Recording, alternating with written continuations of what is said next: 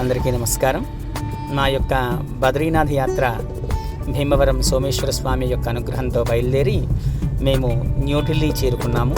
అక్కడి నుంచి బయలుదేరి మా యొక్క యాత్ర ఋషికేశ్ వైపు సాగుతూ ఉంది. అక్కడి నుంచి బద్రీనాథ్ చేరుకోవాలనేది మా సంకల్పం. ఈ మొదటి రోజు యాత్రలో భాగంగా మేము ఢిల్లీ నుంచి బయలుదేరి ఋషికేశ్ చేరుకున్నాము.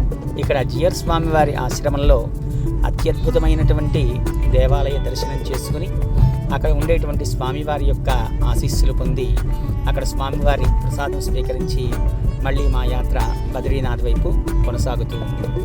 ఈ యాత్రలో భాగంగా మా యొక్క చోదకులైనటువంటి పాండే గారు ఎన్నో మంచి విషయాలు, ఇక్కడ ఈ క్షేత్రం గురించిన విషయాలు మేము గత 15 సంవత్సరాల నుంచి ఇక్కడికి వస్తూ ఉన్నాము. ఈయనతో చాలా అనుబంధం ఉంది. చాలా మంచి వ్యక్తి. ఈయనతో మేము ప్రయాణం చేస్తున్నాం. ఎంతో కష్టమైన ప్రయాణం, ఎంతో సులభతరంగా ఈయన ఆ ప్రయాణాన్ని చేశారు మాకు.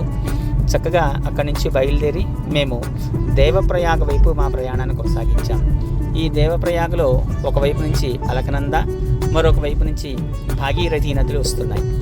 భాగీరథి నది మనకి గంగోత్రి నుంచి, అలకనంద నది మనకి బద్రీనాథ్ నుంచి వచ్చి ఇక్కడ నుంచి కలిసి గంగా నదిగా ప్రయాణాన్ని ప్రారంభం చేస్తాయి.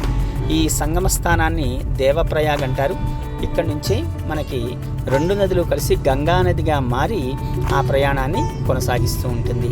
మా ఈ ప్రయాణంలో మొదటి రోజున ఇక్కడ దర్శనం చేసుకుని ఇక్కడ ఉండేటువంటి జాతీయ సంస్కృత కళాశాల ఇది.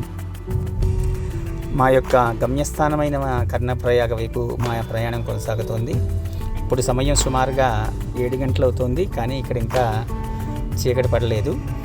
మేము ఇప్పుడు రుద్రప్రయాగ దాటి అటు నుంచి మా ప్రయాణాన్ని కొనసాగించి కర్ణప్రయాగ వైపు వెళ్తున్నాము. ఈ ప్రయాణం మాకు మధురానుభూతిని మిగిల్చింది.